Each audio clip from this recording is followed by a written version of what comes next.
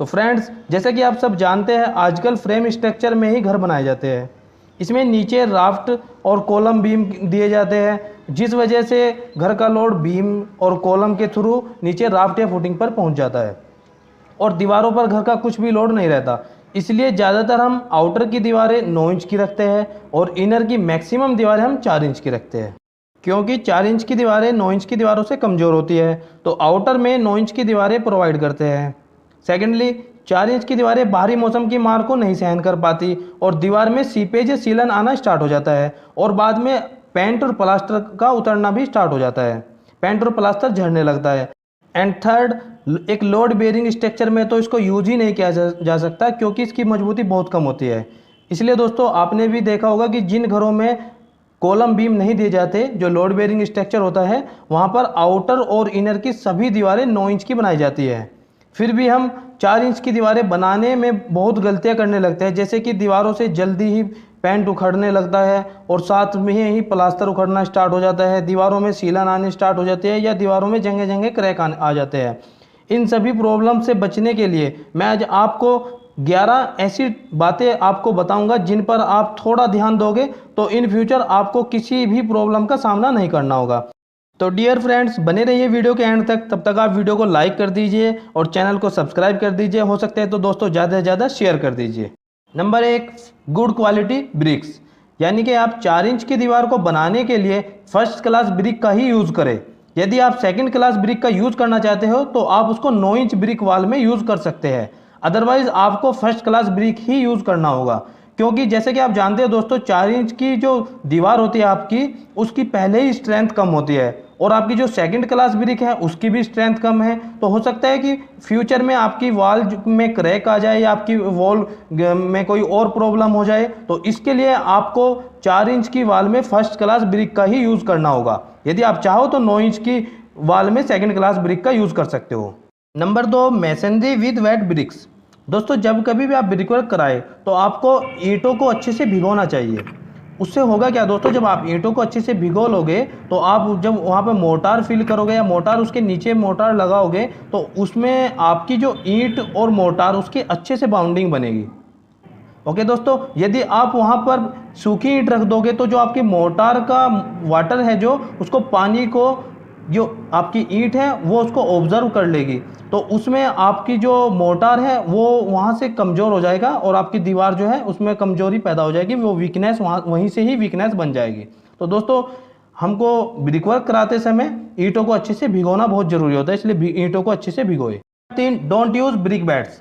दोस्तों, 4 इंच की दीवार को करते समय आप कभी भी आधा पौना या टुकड़ा उसको कभी भी यूज़ में नहीं लेना चाहिए, क्योंकि आपको जैसे कि पता है कि आपकी दीवार पहले से ही 4 इंच की दीवार है, तो 4 इंच की दीवार पहले ही कमज़ोर होती है और उसमें भी अगर आप आधा या पौना या कोई टुकड़ा लगाओगे तो दोस्तों हो सकता है उसमें वहाँ से ज़्यादा क्रैक डेवलप हो जाए, बाद में वहाँ पर प्लास्टर के अंदर भी आपको क्रैक डेवलप होते दिखाई दे। तो इसलिए दोस्तों, आपको कभी भी 4 इंच की दीवार में आधा पौना या कोई टुकड़ा यूज़ नहीं करना चाहिए। Number 4, use mortar. दोस्तों, 4 इंच की दीवार को करने के लिए आपको 1:4 का मोर्टार यूज़ करना चाहिए। आपको 1:4 का मसाला बनाना चाहिए।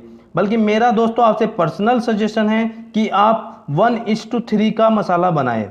आप 1:3 का मोर्टार यूज़ करें, क्योंकि दोस्तों आपकी जो 4 इंच की दीवार होती है दोस्तों वो कमज़ोर होती है, थोड़ा वीक होती है। तो उसके लिए अगर आपको 1:3 का मसाला यूज़ करोगे तो उसमें आपको कोई ज़्यादा कॉस्ट नहीं आएगी, बल्कि आपकी जो दीवार है उसको और अच्छे से स्ट्रेंथ मिलेगी। तो मेरा पर्सनल आपसे सजेशन है कि आप 4 इंच की दीवार में 1:3 का मसाला यूज़ करें। Number 5, column beam hacking before brickwork.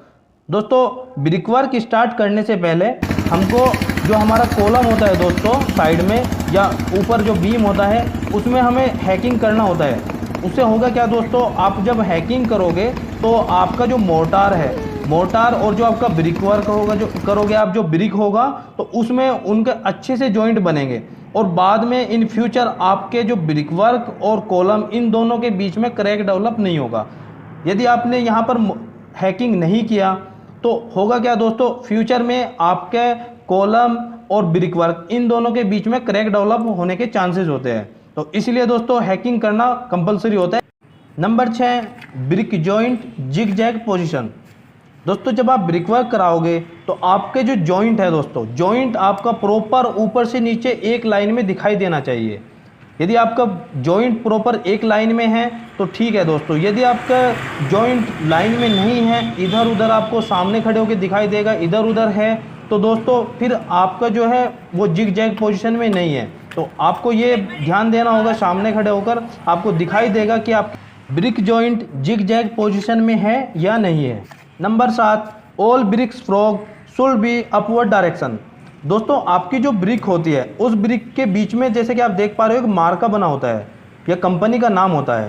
तो दोस्तों जब भी ब्रिक वर्क कराए तो वो मार्का हमेशा ऊपर की ओर होना चाहिए।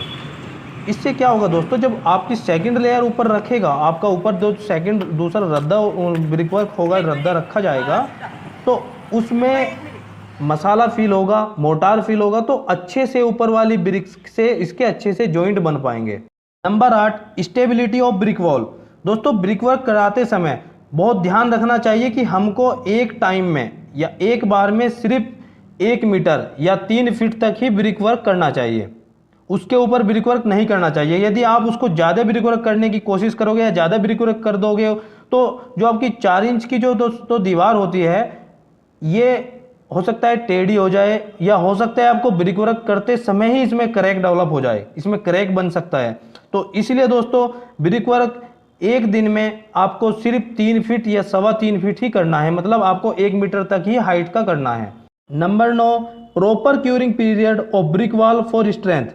दोस्तों ब्रिक वर्क करने के बाद नेक्स्ट डे आपको तब से 7 से 10 दिन तक दिन में कम से कम 2 से 3 बार क्यूरिंग करना चाहिए, ताकि आपका जो सीमेंट हाइड्रेशन प्रोसेस होता है दोस्तों एक अच्छे से बाउंड बना सके और आपकी दीवार को और मजबूती मिल सके। दोस्तों क्यूरिंग करते समय आपको ध्यान देना होगा कि आप क्यूरिंग हमेशा साफ पानी से करें, आप गंदे पानी से क्यूरिंग कभी ना करें। हो सकता है गंदे पानी से आपकी वॉल पे केमिकल रिएक्शन होने स्टार्ट हो जाए, तो दोस्तों इसलिए आपको क्यूरिंग हमेशा साफ पानी से करनी चाहिए। नंबर 10, प्लम्बिंग या इलेक्ट्रिकल वर्क। 7 दिन के बाद 4 इंच की दीवार में दोस्तों हमको इलेक्ट्रिकल या प्लम्बिंग का काम कराना चाहिए, क्योंकि आपकी जो 4 इंच की वॉल होती है दोस्तों उसको 7 दिन लगते हैं अपनी स्ट्रेंथ को गेन करने में। ओके दोस्तों, यदि आपकी 9 इंच की वॉल है तो उसमें आप 3 दिन के बाद प्लम्बिंग या इलेक्ट्रिकल वर्क करा सकते हो। Number 11, must provide lintel beam above door and window. दोस्तों आपकी जो ब्रिक वॉल होती है उसमें दरवाजे और खिड़कियाँ होती है, जो उनके ऊपर खिड़की और दरवाजे के ऊपर एक लिंटल बीम दिया जाता है दोस्तों। तो दोस्तों वो जो लिंटल बीम होता है उसको आपको कॉलम टू कॉलम देना चाहिए। यदि आप कॉलम टू कॉलम दे दे तो ज़्यादा बेटर है, मतलब आपको पूरी वॉल पे दे दे तो ज़्यादा बेटर है। नहीं तो आपको कम से कम जो आपका विंडो का जो विड्थ है या आपका डोर की जो विड्थ है उसमें 9 इंच एक साइड और 9 इंच दूसरी साइड उसको बढ़ाकर देना चाहिए। उससे क्या होगा दोस्तों, जो आप उसके ऊपर जो आप ब्रिक वर्क करोगे, लिंटल बीम के ऊपर जो ब्रिक वर्क करोगे, तो वो जो बीम रहेगा वो लोड को बराबर डिस्ट्रीब्यूट कर देगा साइडों में, ना कि आपकी विंडो या आपके डोर के ऊपर लोड नहीं आएगा, जिससे आपका डोर या विंडो सेफ रहेगा। दोस्तों उम्मीद करता हूँ आपको वीडियो अच्छी लगी होगी। अगर दोस्तों वीडियो अच्छी लगी तो प्लीज़ लाइक कीजिए, चैनल को सब्सक्राइब कीजिए और दोस्तों वीडियो को ज़्यादा से ज़्यादा शेयर कीजिए। वीडियो में बने रहने के लिए आपका धन्यवाद।